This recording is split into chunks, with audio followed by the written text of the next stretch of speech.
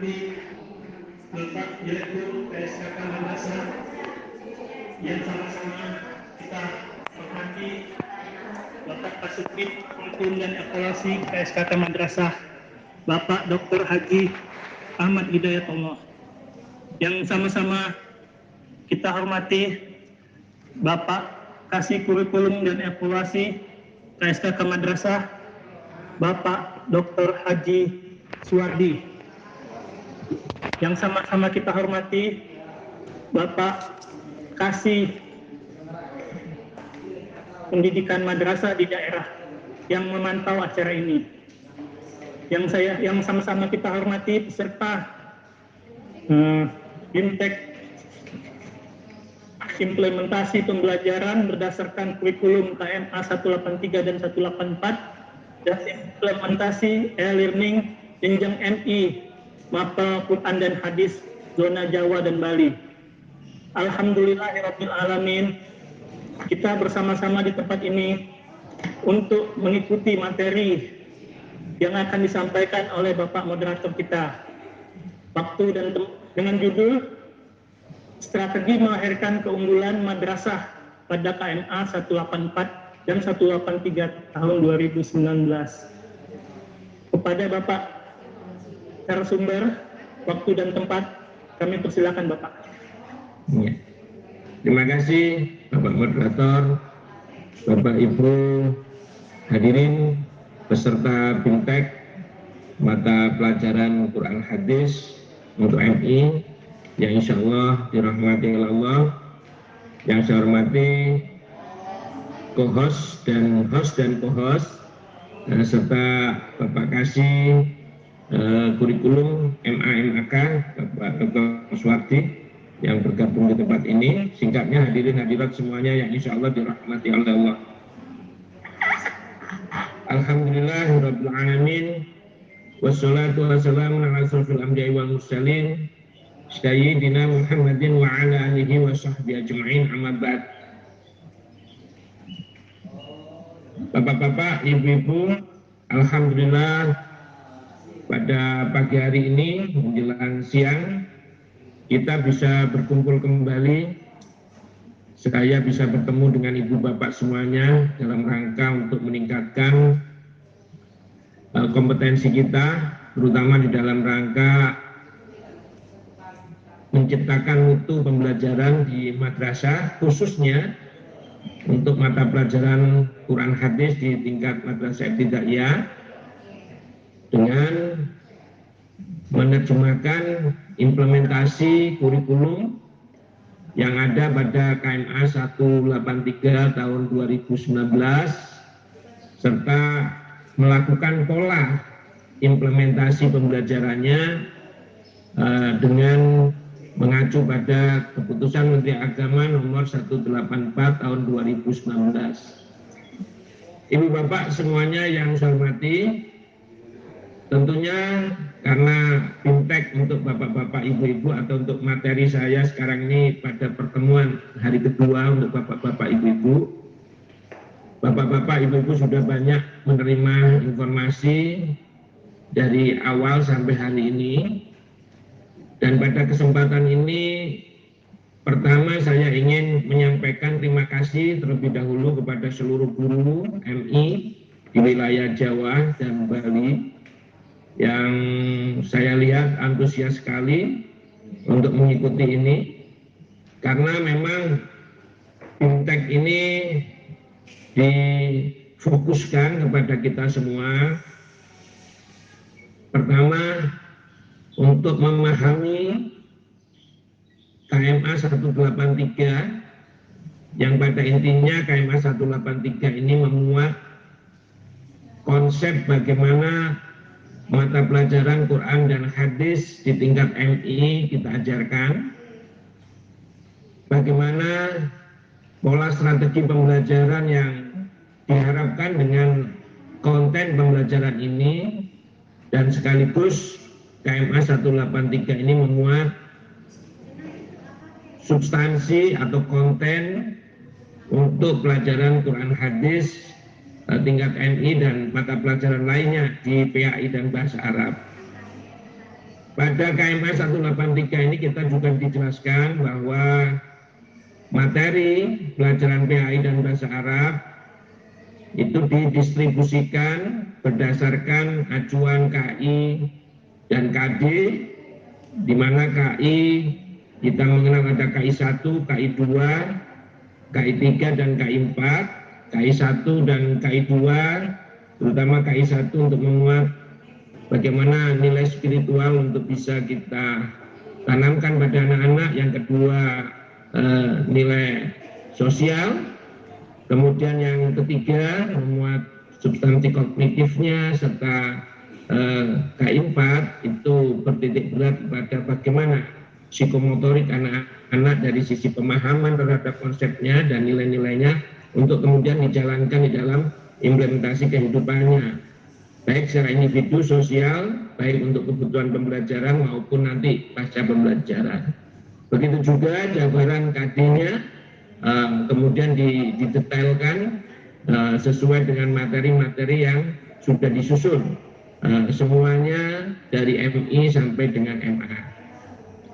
Dengan demikian maka BIMTEK 2 hari ini bertujuan Ibu Bapak untuk mendorong Bapak-Bapak, Ibu-Ibu lebih memahami lagi pembelajaran ini mau dibawa kemana dan materi-materinya bagaimana, itu intinya. Kemudian yang kedua, Bapak-Bapak, Ibu-Ibu juga diharapkan bisa memahami bahwa di madrasah ini kita sudah ada sebuah tekad untuk bisa mengangkat harkat martabat mutu madrasah.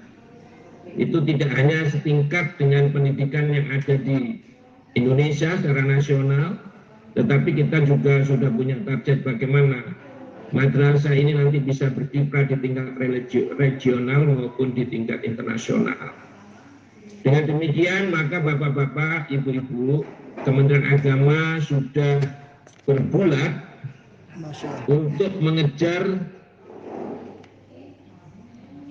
kondisi di mana supaya eksistensi madrasah ini betul-betul dipahami tidak hanya sebagai mesin pendidikan atau pembelajaran yang mengantarkan sebagaimana persepsi masyarakat pada umumnya, tapi kita ingin membuktikan bahwa madrasah ini dapat mengantarkan seluruh anak Indonesia sesuai dengan cita-cita, potensi, bakat dan minatnya, baik dalam bidang keagamaan sampai dalam bidang pendalaman sains dan begitu juga implementasi sains. Seperti yang tadi di pendahuluan sebelum kita masuk kepada materi ini ada kartun atau ilustrasi narasi yang telah dijabarkan.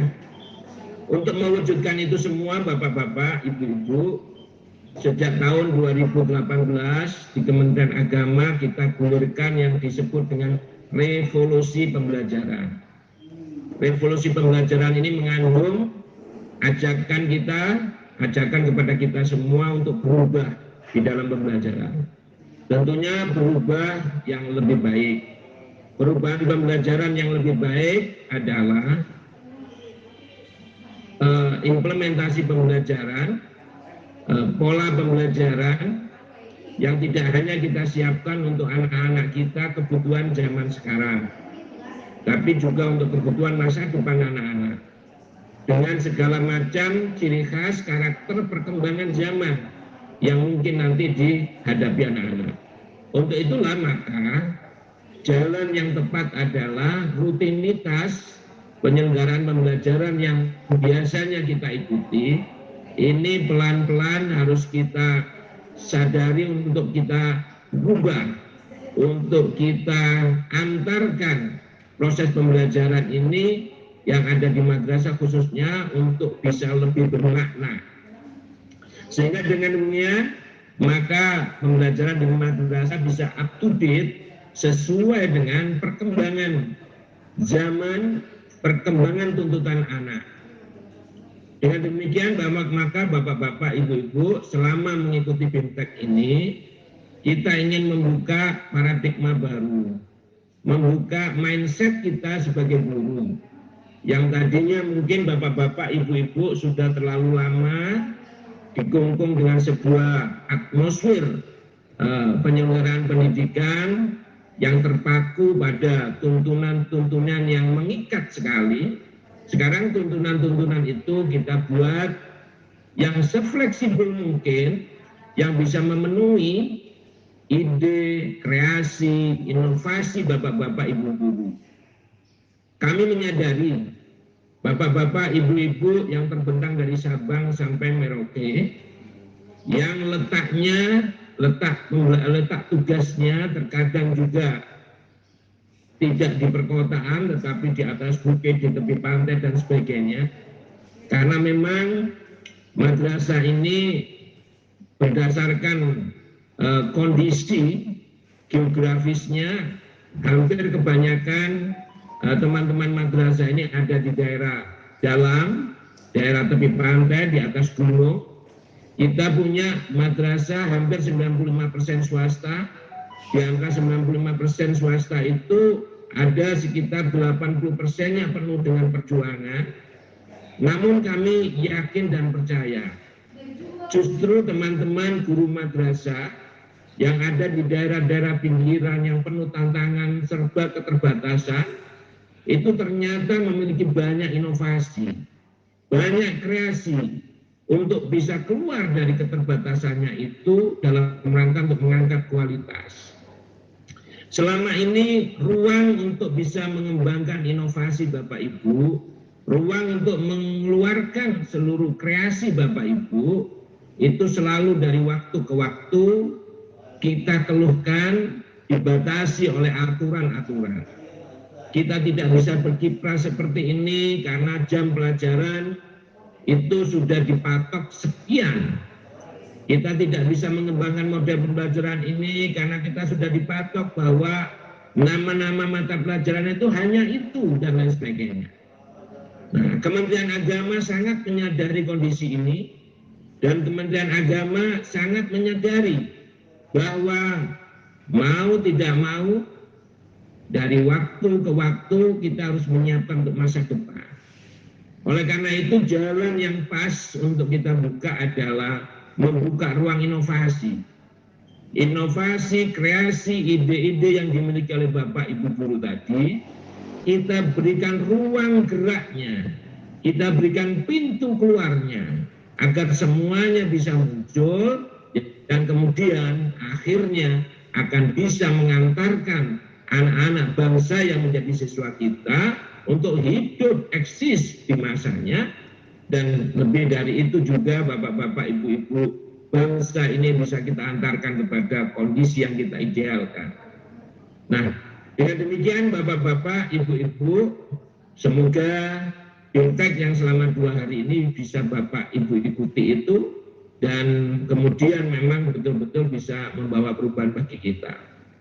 Khususnya untuk materi yang akan saya bawakan pada kesempatan ini adalah strategi melahirkan keunggulan pada KMA 184 dan 183. Maksudnya adalah strategi apa yang terkandung di dalam KMA 184, KMA 183 yang dapat melahirkan keunggulan madrasah yang perlu nanti akan saya jabarkan kepada Bapak Ibu sehingga betul-betul Bapak-bapak, Ibu-ibu bisa paham dan kemudian Bapak-bapak, Ibu bisa keluar dari keadaan kejumutan, bisa keluar dari keadaan yang mungkin selama ini dianggap mengungkung oleh Bapak Ibu untuk betul-betul bisa surprise, betul-betul bisa relax, melakukan pembelajaran yang bermakna dan bisa dirasakan anak-anak juga dengan baik.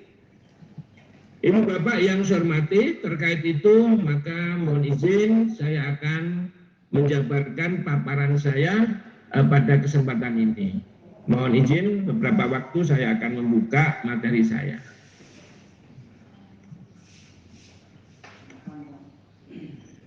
Bagaimana Pak Adrian? Kelihatan ya? Jelas ya? Oke. Jelas Pak ya.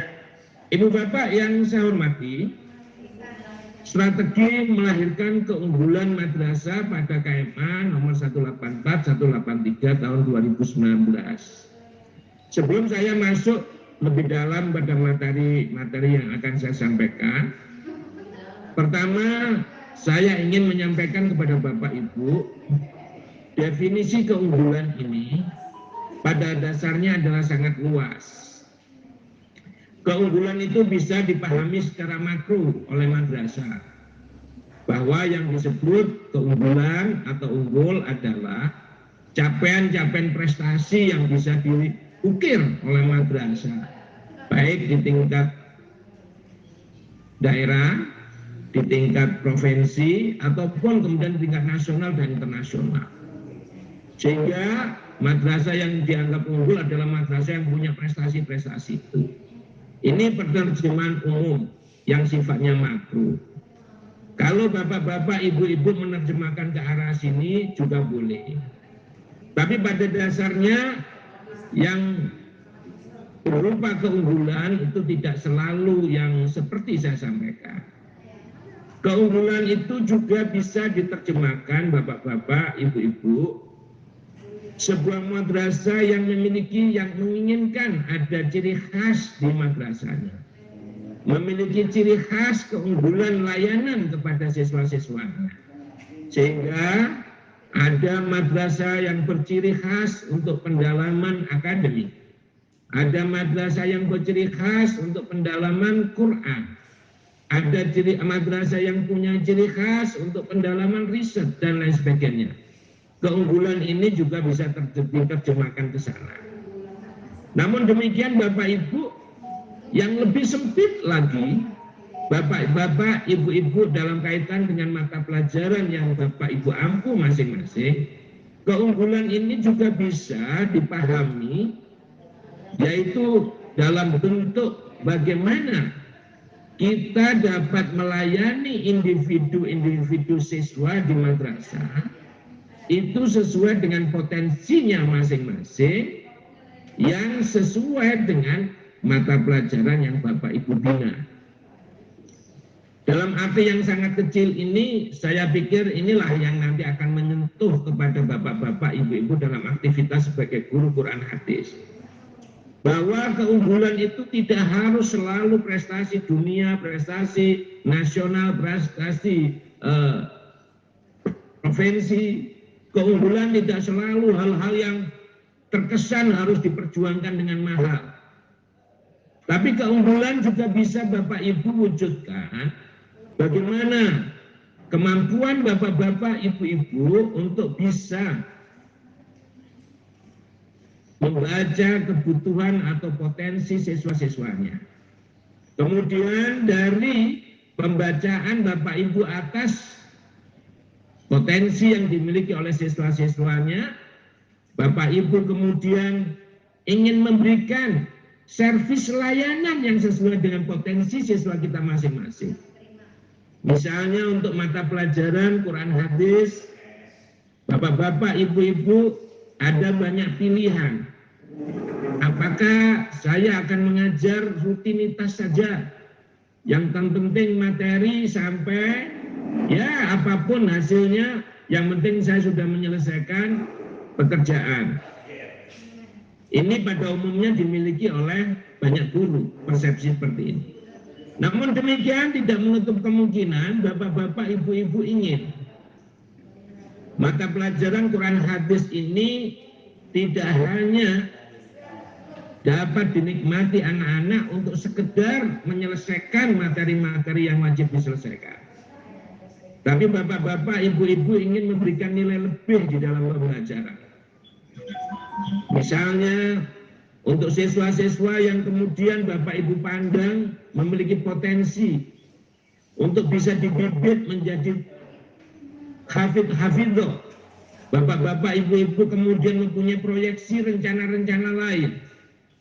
Kalau ini hanya diajarkan dengan materi-materi yang ada saja, mungkin tidak akan bisa mengantarkan murid-murid saya yang punya potensi untuk hafalan Quran. Sehingga saya punya rencana rancangan demikian, rencana demikian. Nah ini Bapak-Bapak, Ibu-Ibu, itu juga ide kreasi yang patut diberikan ruang pada Bapak Ibu untuk bisa disalurkan dalam pelayanan yang kepada anak, dan itu pun juga termasuk keunggulan yang bisa Bapak Ibu ciptakan. Misalnya anak-anak yang kemudian terlihat ada potensi untuk mampu melakukan qiraatil Quran, tahsinul qiraah, yang kemudian Bapak Ibu rencanakan, kalau begitu ini patut pelajaran Quran dan hadis yang saya ampu ini untuk saya desain untuk mereka sedemikian rupa supaya potensinya bisa muncul. Ini juga bisa bermakna keunggulan Bapak Ibu. Termasuk juga Bapak Ibu melihat misalnya ada siswa yang punya potensi untuk berorasi, punya potensi untuk mendalami substansinya, yang kemudian Bapak Ibu punya rencana, anak yang demikian ini perlu dibina sedemikian rupa dalam pelajaran Quran hadis. Itu juga termasuk keunggulan Bapak Ibu. Selama ini keunggulan-keunggulan atau rencana-rencana Bapak Ibu untuk mewujudkan keunggulan banyak kendala. Bapak-bapak, Ibu-Ibu mungkin merasa bagaimana saya bisa memberikan layanan keunggulan kepada siswa saya. Waktunya saja cuma 2 jam. Kalaupun di peminatan misalnya waktunya ada tambahan sekian jam. Kalau sekarang Quran hadis, akidah akhlak, untuk yang peminatan keagamaan yang tingkat aliyah ya, tapi kalau MI tidak, itu ada 4 jam. Tetapi kalau untuk mata pelajaran sebagai pelajaran umum ada 2 jam. Mana mungkin saya bisa memberikan tambahan-tambahan kemampuan sesuai dengan potensi. Selama ini mungkin Bapak Ibu juga mendapatkan hambatan. Bagaimana saya bisa memberikan layanan sesuai dengan kebutuhan. Sementara aktivitas saya belum bisa tercatat di dalam simpatika. Sementara saya punya kewajiban untuk bisa dalam 1 minggu 24 jam. Sehingga saya harus mencari tambahan yang mungkin tidak bisa dipenuhi di dalam saja. Harus dipenuhi di luar madrasah kita. Bagaimana mungkin saya bisa melakukan gitu waktu saya terbagi dan sebagainya. Saya pikir Bapak Ibu selama ini mungkin banyak hambatan-hambatan. Salah satu dan duanya saya contohkan tadi. Mungkin Bapak Ibu secara spesifik itu punya hambatan-hambatan lain yang Bapak Ibu sendiri yang tahu. Nah, dengan lahirnya keputusan Menteri Agama nomor 184 ini, dengan tekad seperti yang tadi sudah saya sampaikan, Bapak Ibu, Kementerian Agama ingin mewujudkan revolusi pembelajaran kepada madrasah di madrasah.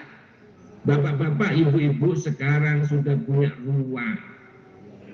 Bapak Ibu sudah punya pintu untuk yang Bapak Ibu masuki. Kita sudah menyiapkan sebuah regulasi.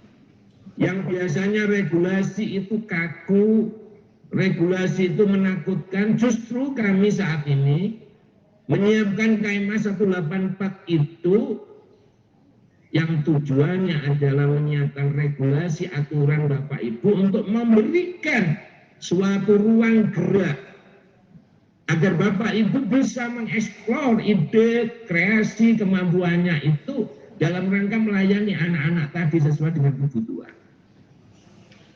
Nah, sehingga Bapak-bapak, Ibu-Ibu apabila kemudian di dalam rangka untuk meningkatkan kemampuan itu saya perlu waktu Pak tambahan. Saya perlu ada kajian-kajian tambahan untuk anak-anak saya. Yang tahfidzul Quran tentunya juga ada perlu kajian yang ada kaitannya dengan tahfidzul Quran. Yang tahsinul qiraah perlu saya latih khusus dengan latihan-latihan dengan topik-topik yang sesuai dengan tahsinul Quran. Begitu juga untuk anak-anak yang punya bakat untuk pendalaman tafakuh fiddinnya, baik untuk kepentingan dirinya maupun untuk tabligh dan sebagainya. Oleh karena itu tidak mungkin Pak waktunya cuma sekian. Nah, inilah Bapak-bapak, Ibu-Ibu, KMA 184 sudah memberikan ruang. Bapak Ibu bisa mentreatment yang sesuai dengan Bapak Ibu inginkan. Namun demikian memang dikasih koridor. Tidak semua guru kemudian secara liar bisa menambah-nambah sendiri, tetapi di dalam KMA 184 ini diberikan prosedur bahwa itu semua bisa Bapak Ibu cetuskan, dimulai dengan prosedur secara sistemik dalam satu organisasi madrasah Bapak Ibu. Misalnya dibahas di dalam rapat kerja di awal tahun. Kemudian rencana-rencana dari usulan Bapak Ibu guru kemudian ditampung semua sehingga bisa mewarnai juga visi dan misi madrasah yang kemudian diejawantahkan rencana-rencana itu di dalam kurikulum tingkat satuan pendidikan yang disusun oleh masing-masing madrasah. Nah, di sana Bapak-bapak, Ibu-ibu dikasih ruang. Misalnya kebutuhan tambahan waktu tadi. Kira-kira tambahan waktu yang dibutuhkan tadi itu untuk kemampuan apa? Ibu bapak mau memanfaatkannya untuk materi apa?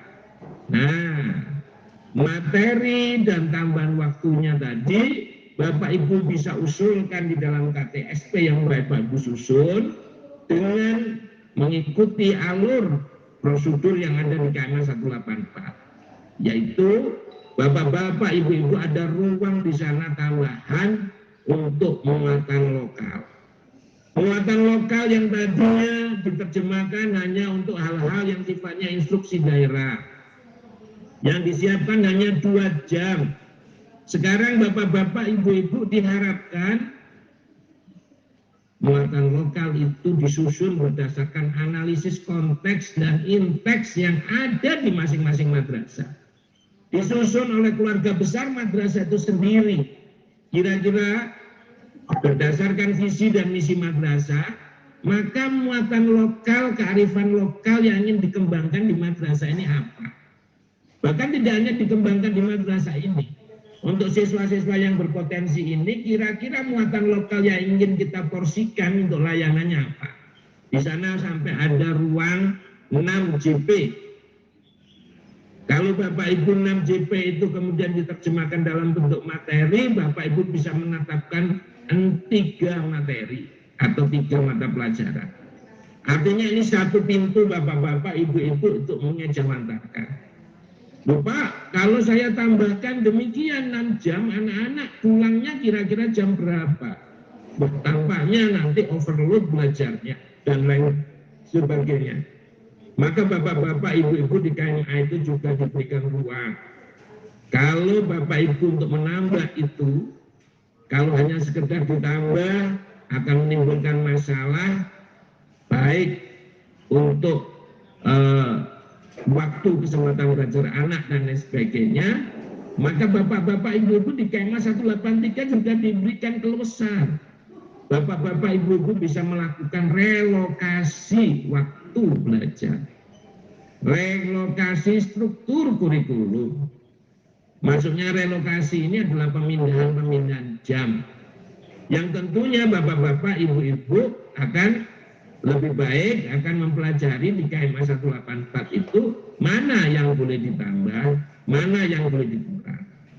Nanti akan ada materi tersendiri yang akan disampaikan oleh Bapak Dr. Suwati yang akan memberikan rincian lebih jelas bagaimana implementasi KMA 184 itu. Kalau relokasi itu modelnya bagaimana, muatan lokal itu dijalankannya bagaimana. Tetapi paling tidak dalam materi saya ini, saya sudah mulai mengantarkan kepada Bapak Ibu bahwa di Kementerian Agama kita sudah punya kebijakan untuk membuka ruang inovasi ini. Untuk guru-guru, Bapak-bapak, Ibu-ibu bisa mengejawantahkan inovasi dan kreasi ini dalam pelayanan pembelajaran anak-anak. Nah, untuk menjelaskan semuanya Bapak-bapak, Ibu-ibu, izinkan saya akan membawa dulu Bapak-bapak, Ibu-ibu untuk memperhatikan mengapa kita melakukan upaya-upaya untuk menumbuhkan keunggulan anak-anak ini. Apakah itu hanya sekedar keinginan-keinginan kita? Apakah itu hanya sekedar ikut trennya waktu saja? Nah, Bapak-bapak, Ibu-ibu perlu tahu bahwa kita punya latar belakang proyeksi kehidupan di Indonesia sebagai berikut. Ibu Bapak, di dalam rencana jangka panjang pembangunan Indonesia untuk 25 tahun yang akan datang, saat nanti Indonesia berumur 100 tahun merdeka, kita punya visi yang disebut dengan visi Indonesia 2045. Yaitu kita ingin mewujudkan Indonesia menjadi negara yang berdaulat, maju, adil, dan makmur. Ibu bapak perlu paham bahwa Indonesia ini dibentuk dari awal penuh perjuangan. Indonesia ini dibentuk sebagai negara dari awal itu belum tersedia segala macam yang dibutuhkan oleh sebuah kebutuhan negara. Bapak Ibu, saat proklamasi dinyatakan, Indonesia itu sebenarnya baru berupa nama. Aturan kenegaraannya belum punya. Perangkat negaranya juga belum punya. Baru kemudian diperjuangkan setelah kita memproklamasikan diri. Perjuangan ini tahap demi tahap kita selalu jalankan. Salah satunya sampai sekarang pun kita masih dalam penuh perjuangan. Bagaimana mewujudkan Indonesia menjadi negara yang besar, negara yang betul-betul bisa memakmurkan dan berperilaku adil kepada masyarakatnya. Oleh karena itu maka pemerintah, legislatif, semua rangkaian yang punya kewajiban untuk membangun negeri ini kemudian menetapkan diri. Kita ingin bulat pada tahun 2045 nanti Indonesia menjadi negara berdaulat, maju, adil, dan makmur, yang biasa disebut dengan visi Indonesia 2045. Dalam kaitan dengan ini, bapak-bapak, ibu-ibu, sebenarnya apapun yang dilakukan di dalam tanah air kita ini, yaitu tentunya untuk mewujudkan cita-cita kita bersama. Salah satunya yaitu visi Indonesia 2045 yang sudah dibuatkan di dalam rencana pembangunan jangka panjang. Namun demikian bapak-bapak, ibu-ibu, yang perlu kita ketahui, kira-kira tahun 2045 kita bisa membentuk negara Indonesia menjadi berdaulat, maju, dan makmur. Ini kira-kira model persyaratan yang harus disiapkan apa? Nah, inilah Bapak Ibu tugas kita semuanya. Bahwa tidak mungkin Indonesia akan menjadi berdaulat, maju, adil, dan makmur tanpa subjek pertamanya, subjek utamanya adalah SDM di Indonesia itu berkualitas. Karena itu Bapak Ibu, persyaratan untuk mewujudkan Indonesia 2045 berdaulat, maju, adil, dan makmur adalah kualitas SDM, produktivitas SDM, penguasaan ilmu dan pengetahuan yang tinggi dari SDM Indonesia. Bapak-bapak, ibu-ibu perlu menyadari bahwa kehidupan itu setiap tahapan, setiap fase kehidupan punya tantangannya. Termasuk anak-anak yang kita ajar sekarang Bapak Ibu pada masa kehidupannya, yaitu di era revolusi industri 4.0 di abad 21 ini, yang cenderung nanti semua hal itu menggunakan basis instrumen informasi teknologi, itu pun juga punya tantangan yang khusus, punya tantangan yang khas, punya tantangan yang kompleks yang mungkin berbeda dengan kita-kita yang sudah tua, Bapak Ibu. Oleh karena itu maka pendidikan yang kita berikan pada mereka itu juga harus bisa mengantarkan anak-anak ini memiliki kemampuan menghadapi tantangan-tantangan itu. Mari kita uraikan tantangan-tantangan itu satu demi satu secara singkat. Misalnya dengan canggihnya jaringan informasi teknologi, sehingga bisa membuat kehidupan kita menjadi global, yang biasa kita sebut dengan era global, di mana antar negara, antar wilayah, antar pulau, antar daerah sekarang ini sudah tidak ada jarak lagi. Secara fisik kita amati memang ada jaraknya, tapi secara hubungan sosial, ekonomi, budaya, dan sebagainya sudah tidak ada jarak. Apapun yang terjadi di belahan dunia akan merambat ke tempat yang lain. Dan begitu juga apapun keinginan dari suatu tempat itu akan merambat ke tempat yang lain. Sehingga tantangan anak-anak kita di masa sekarang dan yang akan datang sudah bisa kita bayangkan betapa beratnya mereka nanti melalui kehidupan. Padahal kita punya harapan mereka bisa mewujudkan Indonesia berdaulat adil dan makmur.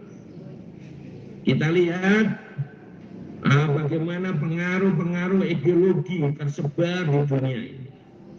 Baik ideologi sekuler, ideologi yang mengatasnamakan keagamaan, bagaimana wacana-wacana kehidupan hedonisme, corak-corak kehidupan materialistis, kapitalis, segala macam sudah merambah di seluruh dunia.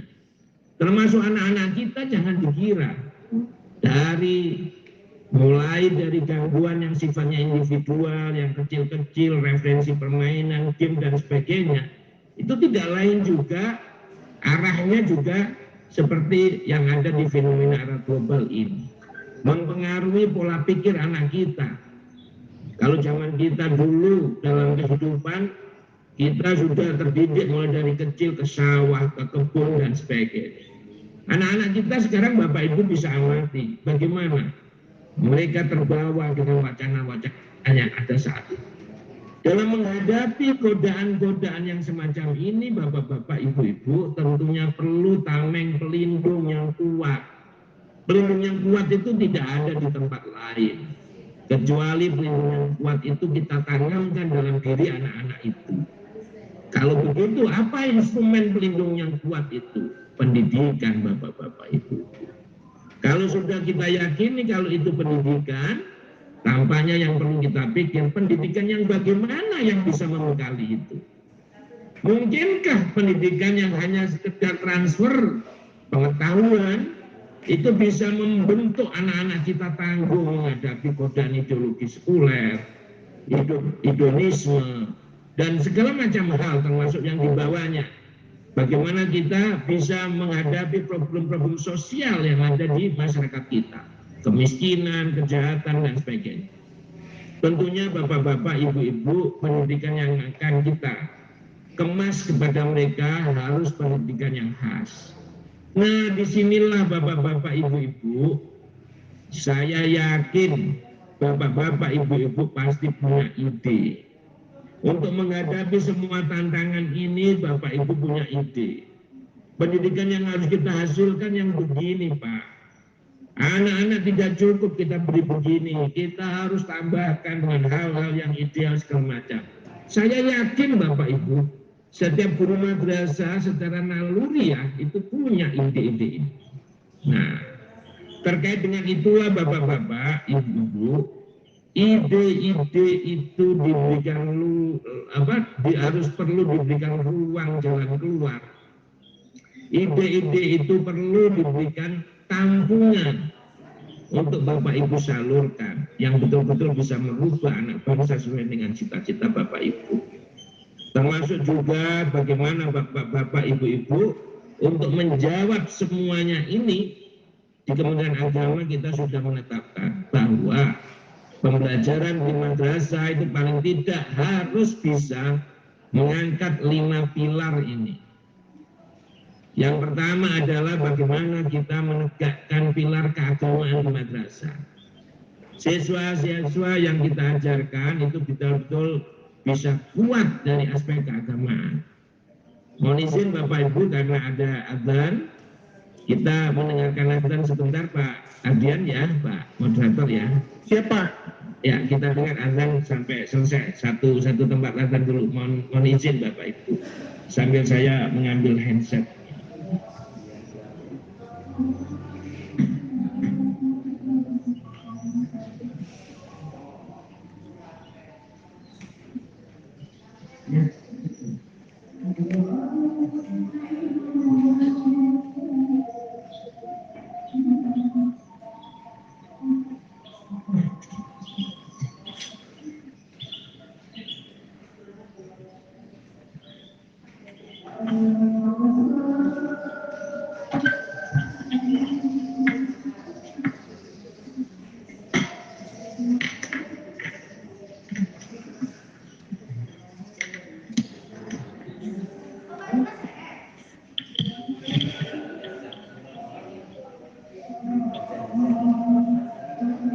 1, 2, 3.